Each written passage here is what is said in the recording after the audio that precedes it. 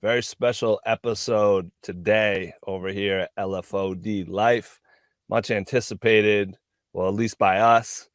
KikidotD, what's going on? Yeah, what's up, everybody? What's up, good people? I'm clearly really excited for this episode. Let's get into it.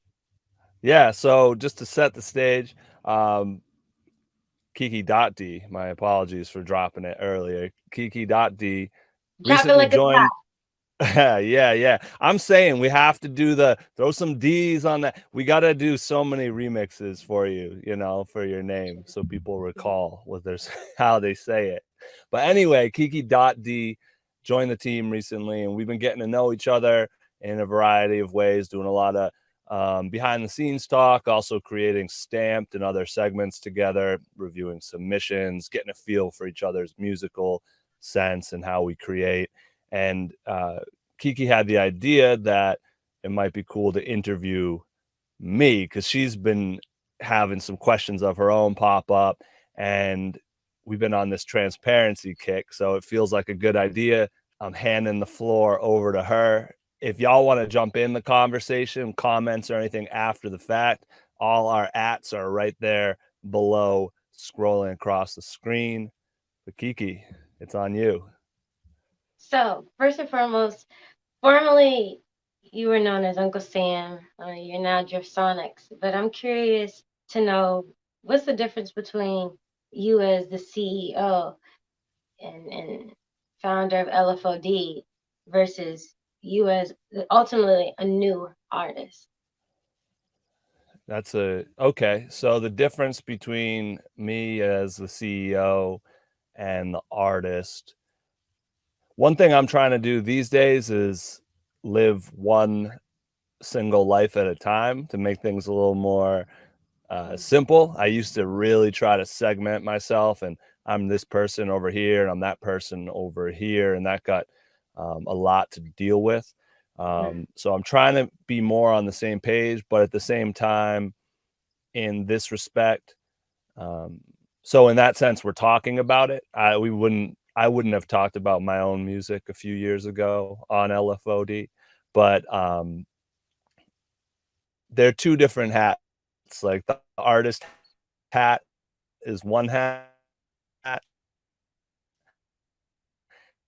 My fault, y'all. I cut out there a little bit. One thing that's going on that I guess we should talk about is I've recently built a studio in a van, and I've been traveling around the country. So I am parked right outside a Wi-Fi source right now, and it's been working great up until this morning.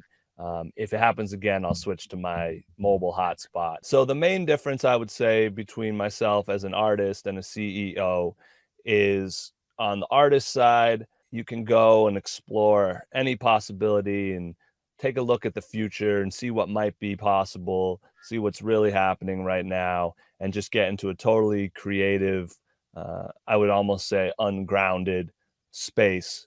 Whereas on the flip side, when we go back to the CEO world, you're looking at the art or whatever's been created through a different lens of, okay, now what do we do with this? How does this contribute to our business? How do we get it out to people? We just dropped an interview with Miss Hot Sauce, and we talked to her about you all of a sudden become responsible for a lot more people. There's a whole team here at LFOD, and I need to make sure they're good and things are going the way they need them to go, and we're able to work together and be efficient. And there's like a whole like management element to it as well. But being an artist gives me a different edge there, where not only do I come at it from an artist point of view, which isn't always great for making money, but I know how artists feel.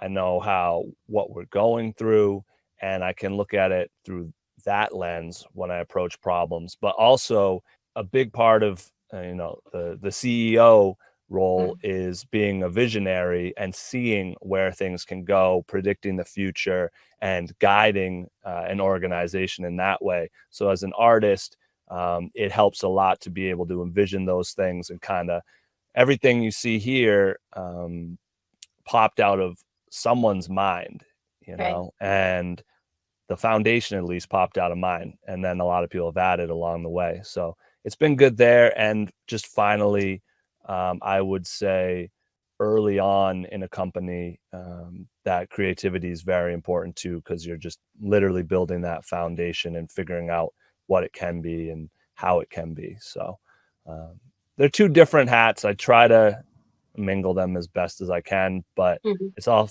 it's also helpful sometimes to keep them in totally separate worlds. What's your drive behind choosing to like ultimately create platforms for other platforms when you could have just focused on your own?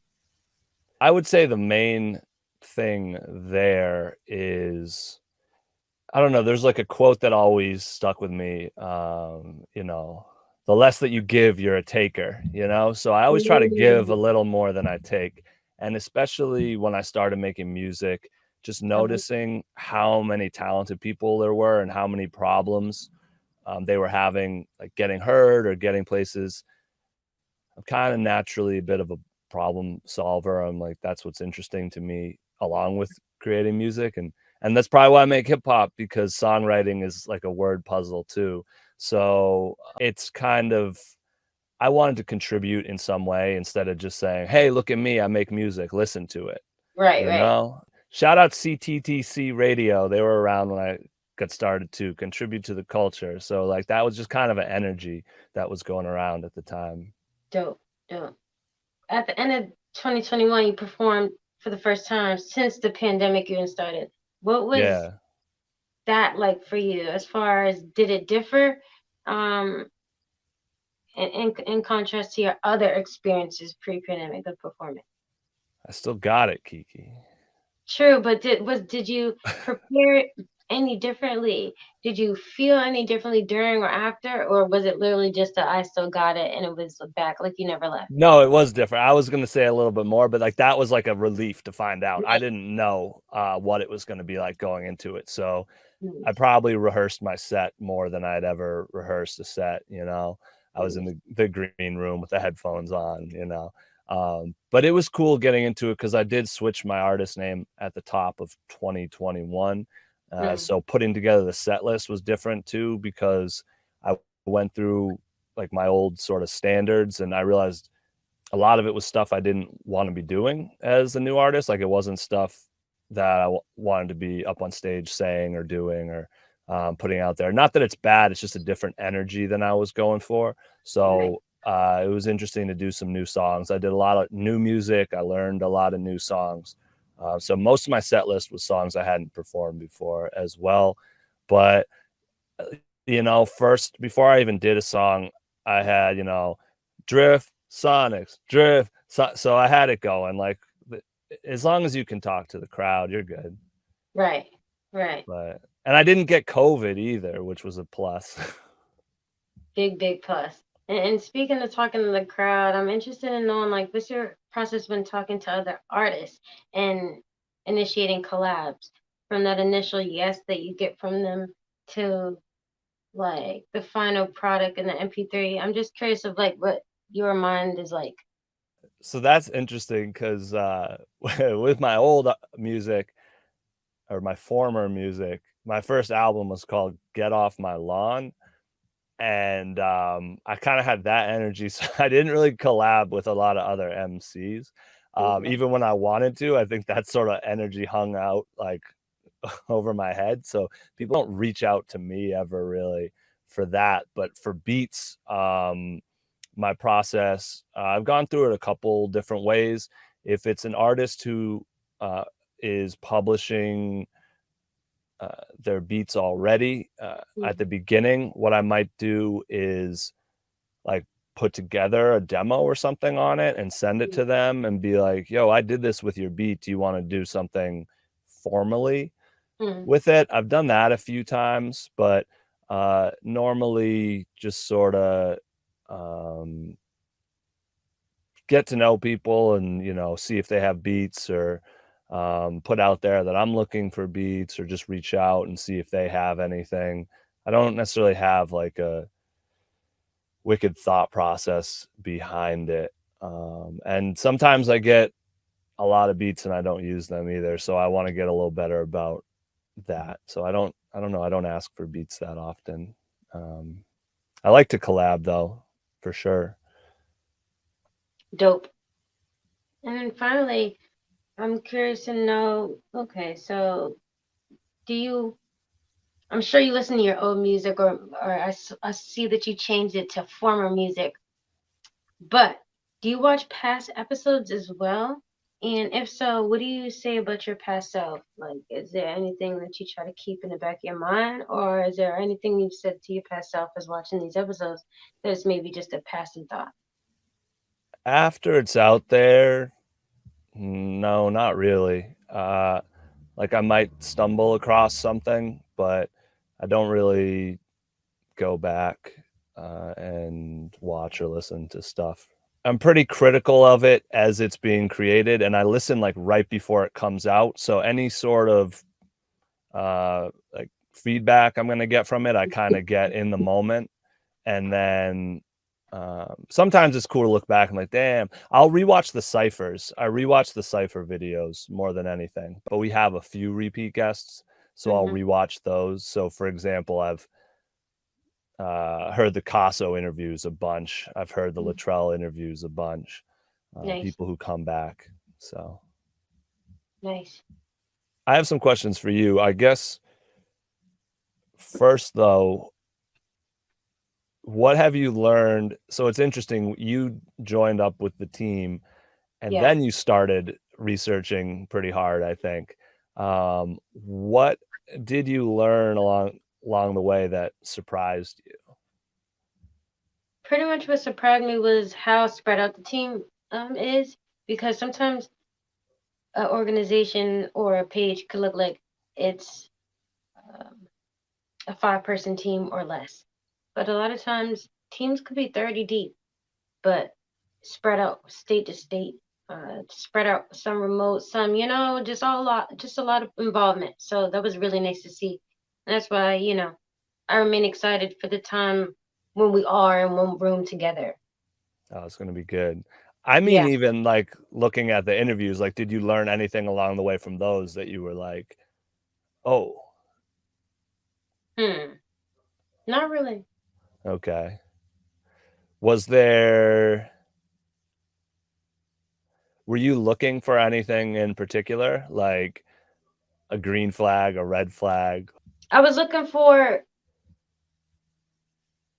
responses to red flags, right? So, when you are challenged with a question, or when there is an awkward moment, I'm looking maybe to see the reaction, if anything. Mm-hmm. Well, it feels good to know I must have passed the test. Right, And you know what I mean? Especially if controversy is there, you know what I mean? Like, just more so seeing that as opposed to thinking, oh, are they going to create that? Are you going to right, create that? Is LFOD going to be about that? Less of that. right. Yeah, we don't get into the controversy for the most part, which, you know, isn't always the best thing in today's media landscape. Sometimes I think we'd be a Right. lot bigger if we just had hot takes every week, you Mhm. know. But we just more give people the space to have their own hot takes, I guess. Cool. So a little less conceptual, I guess, because I really want to just like introduce you as a person. I think people who've Mhm. been tuned into LFOD kind of have an idea of some of this stuff about me already. So it was nice that you added another layer. But we need to get you in the mix, and your personality will come through as we go. Mhm. Where did you grow up? I know you're from Boston, Massachusetts. Whereabouts? I grew up in Roxbury, Massachusetts, and Jamaica Plain, Massachusetts. All right. It's never, that's one thing about Boston. It's rare that someone's in one neighborhood the whole time. A Mm. lot of bouncing around. Um, were you more Roxbury or more JP? More Roxbury, because I Okay. was a part of the No Books, No Ball basketball program for over 10 plus years. Okay. What's that? I actually don't know what that is. It's in the name because it's like a program where if you didn't have good grades or if you didn't have a report card to even show, which you would think is the bare minimum. So, sometimes just to come and bring the report card, you can't play basketball. Mm, okay. So you're a baller. I used to be. Used to be. Oh, what made you hang it up? The mic. Okay. Yeah. I shot my last shot and then I picked up the microphone. Oh, you just like haven't touched the basketball in years? Well, I have, but there's been some indications of me uh, probably leaving the ball down for a while now. Okay. It's a good thing, as opposed to something that I should return to. I'm still probably going to try to convince you to come to Hoop Hop this year, but it I've done it happens. 1 year. You did Hoop Hop. Yeah. Okay. Word. Shout out Bakari and them. Bet. So basketball, another super Boston question. Where'd you go to high school? I was a medical student, so I went to Sharon High School in Sharon, Massachusetts. Oh, that's a bit of a hike, huh? An hour and a half. Jesus. By bus. How was that? Yellow bus travel is free. So, as an adult now, you got to pay and travel. So, although it was an hour and a half, it was a time to nap. It was a time to relax. It was a time to get excited and sing and tap into what I didn't know then, but I know now. It was artistry in the making, singing on that bus, and it was wild. We would do a lot of anthems. Oh, that's awesome. So was it like the whole bus, or there was like a section where you guys were just the vocalists or whatever? Yeah, more so of a section on the bus, because sometimes you have the caught kids looking back like, what are you doing? This is supposed to be nap. This is supposed to be a time of relaxation. And then you have other kids, other students who are actually excited to go home or might just be excited to be on their way to school and see certain people and do certain things. So that was like my experience from elementary school to middle school as we got less, or maybe mid high school as we got less rowdy and more just about going our own ways. Yeah. Back of the bus, Kiki. All right. Back Yeah. there making noise. So that's awesome. You got to be on the back of the bus. Those are just, I know everyone from Boston tuned in. Those are like the questions, they need to know where and how and Yeah. why and what's going on there. So Yeah.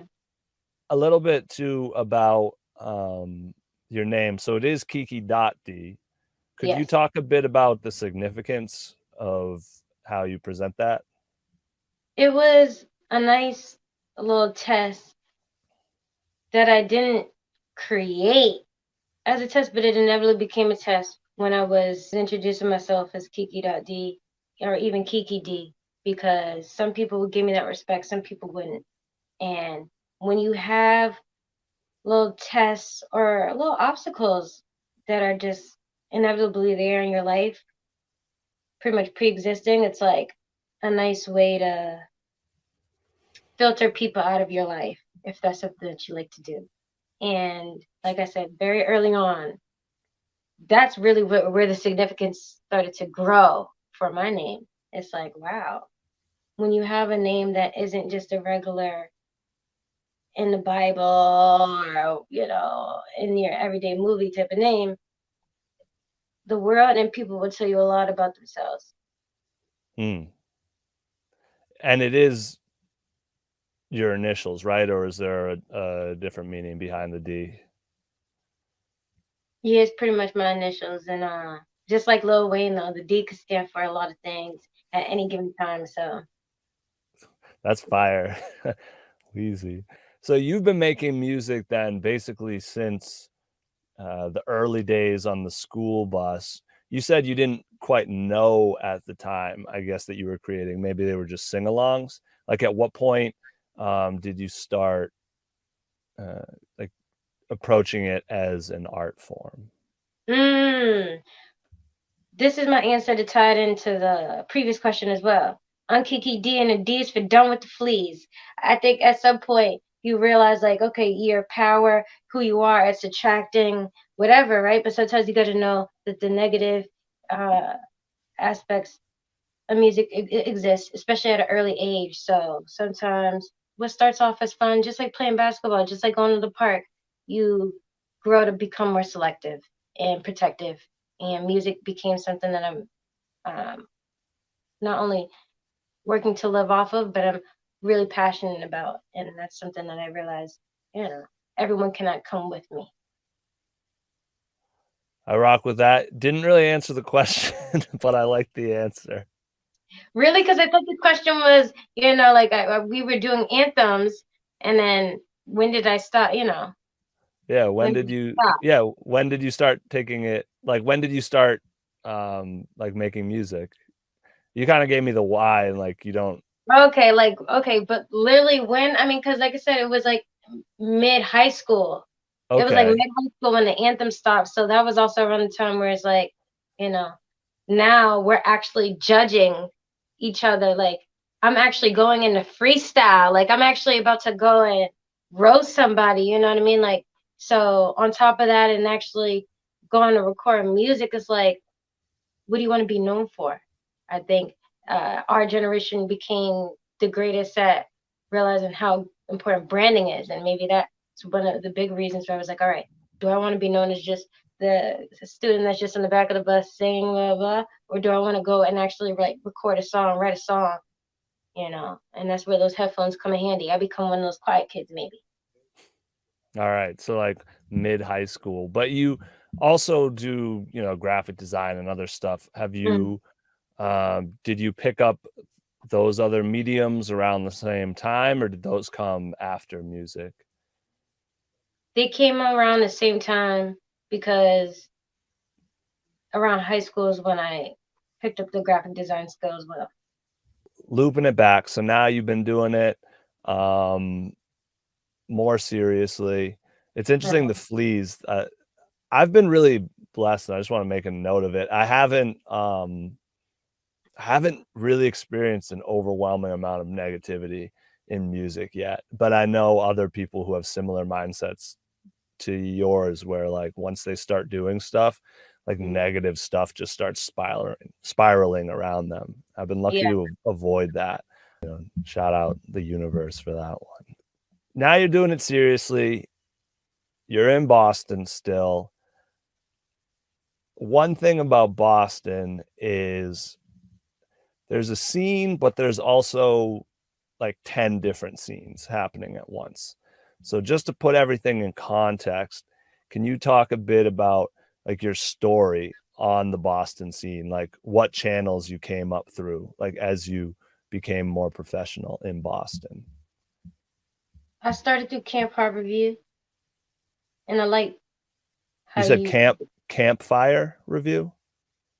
I started at Camp Harborview, and we're on that island, um, on and off of it every day. It's not a sleepaway camp, and that was my first channel, uh, introducing Kiki D on the stage. Yep, and then my second channel, I'd say, was the Blue Hill Boys and Girls Club, where I became a member of the band Studio Heat. So for 4 years, I signed a deal.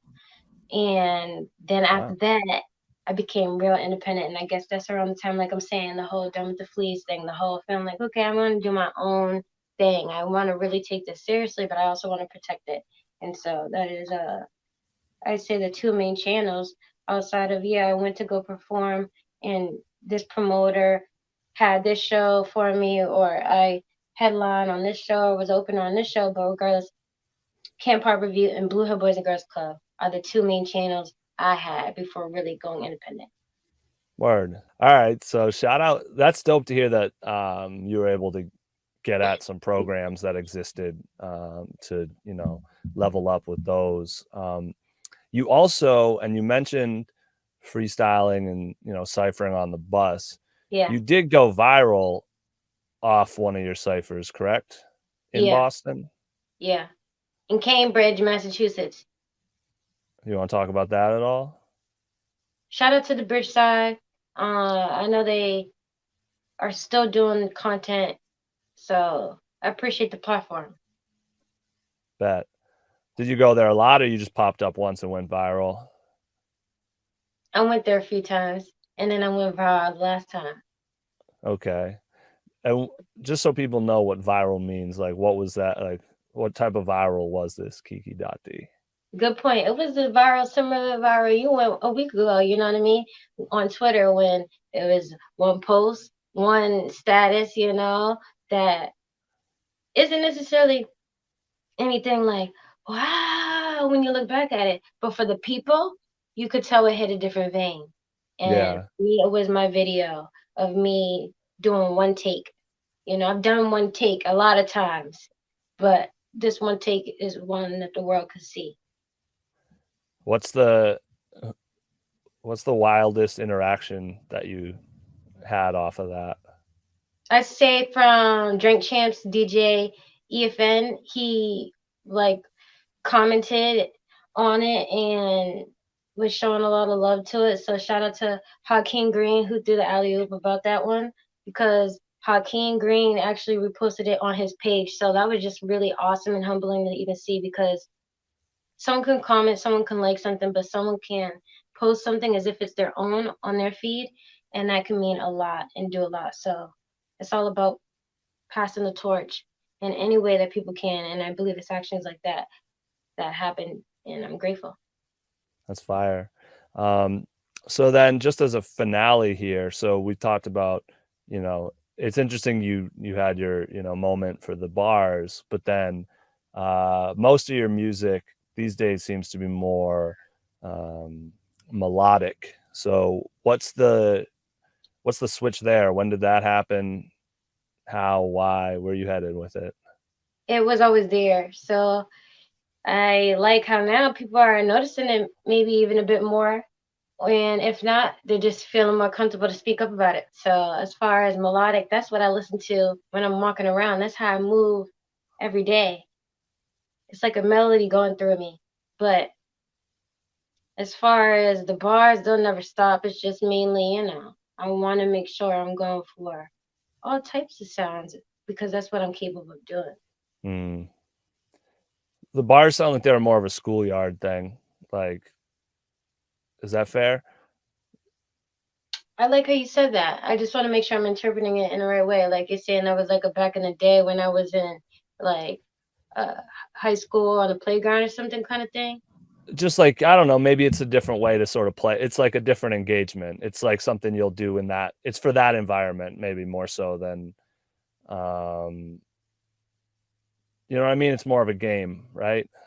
The pandemic definitely makes it feel more of like that. I wonder what your answer would be. Although I'm assuming I know that you're kind of maybe bars 24/7. But I mean, freestyling is something definitely I always feel I'll be ready and excited to do. Okay. Word. Well, is there anything you wanted to talk about that we did not talk about today? I feel like we covered everything. Thank you for opening up too about, like I said, a little bit about how your mind works, and then you asked some good questions about how my artistry works, and I believe through Stamped and other series, we're going to continue to work and show our chemistry and show why our platform is the one that everybody should be tuned into. I'm with it. Rock and roll. Thank you, KikidotD, for this idea and execution. And I appreciate you taking the time to rock with us as well. So no problem. Shout out to everyone tuned in. If you want to connect with Kiki or I or LFOD, it's right there at the bottom, scrolling along. You can also go to www.lfod.life. That's going to have everything you need, whether that's interviews, mixes, exclusive music, right, whatever you can imagine. Poke around. It's on there. Peace. Peace out. Positivity is a better movement. Let us do this. Level up and get into this evolution. Revolutionary math and music. Get us choosing everything but less excuses. Shout out to the kings and queens with everything to lose. They never lose it. So much glory in the story.